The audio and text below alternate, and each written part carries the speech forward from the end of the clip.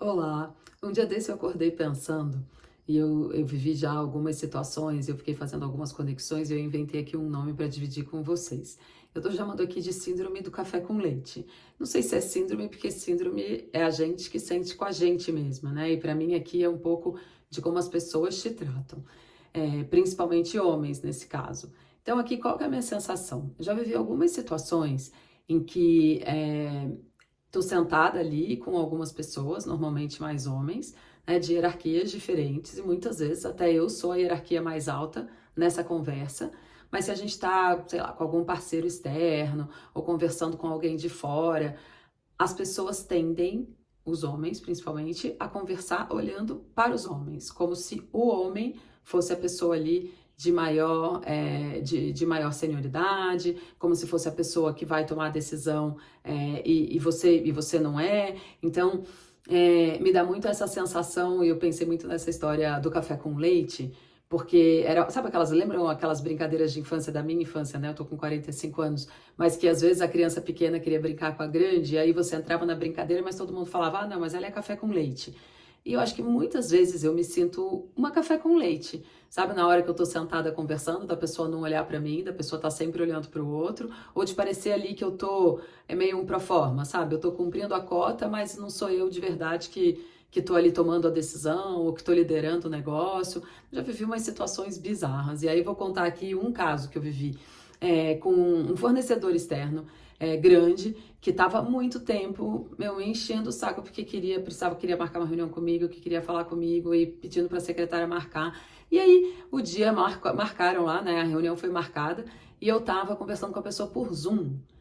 E a pessoa mal olhava pra minha cara. Sabe quando você vê que a pessoa tá ali ocupada com outra coisa e não tá muito afim de falar? Eu não sei se viu minha cara, né? E aí acha também, não sei se a pessoa tá esperando alguém diferente, né? E aí de repente também vê você e fala, nossa, mas essa menina não deve tomar decisão nenhuma, né? Então, não sei, mas sabe aquela sensação que você tá na reunião que a pessoa não tá prestando atenção? Me deu uma vontade tão profunda de falar, falou assim, puxa, né, você tá ocupado, não tem problema, gente, você fala outra hora, porque assim, afinal, né, foi você que marcou a reunião, não era eu que tava querendo falar com você, era você que tava querendo falar comigo.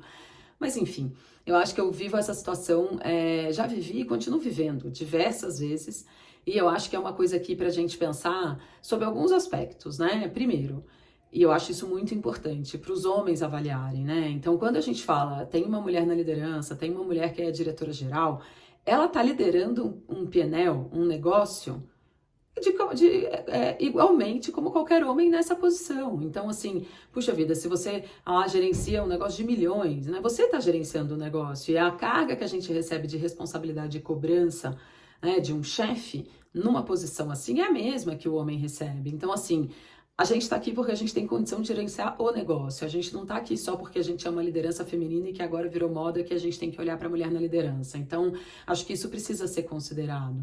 Né? O outro cuidado é que muitas vezes é um viés, mas acho que precisa ser levado em consideração também o respeito, né? Então, puxa vida, se eu tô sentada ali na mesa, porque, né, eu tenho meu espaço ali, né? E eu cheguei ali com o meu esforço próprio, né? Então, como é que também você considera a mulher na conversa? Prestar atenção, porque muitas vezes é um viés, né? Porque como na nossa cabeça, né, o viés da nossa cultura do patriarcado, o homem é sempre, né, a pessoa que vai ter o poder, é o CEO, é o presidente.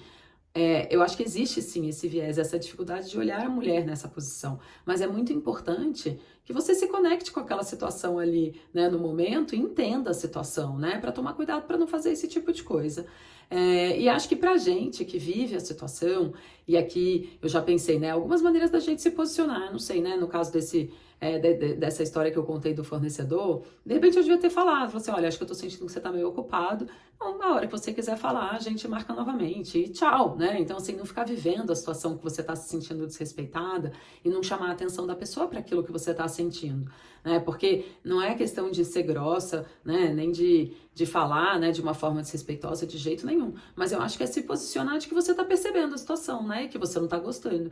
Então, acho que vale a reflexão. Fica aqui a síndrome do café com leite, o fenômeno do café com leite. Eu não sei como chamar, mas eu acordei pensando muito sobre isso e lembrei dessa história do café com leite da infância e achei que tinha tudo a ver com a sensação que eu tenho quando eu vivo esse tipo de situação. E você vive isso aí também? Me conta um pouco se você já passou por essa situação, se você ainda passa, né, independente da sua situação na carreira. Obrigada, tchau, tchau.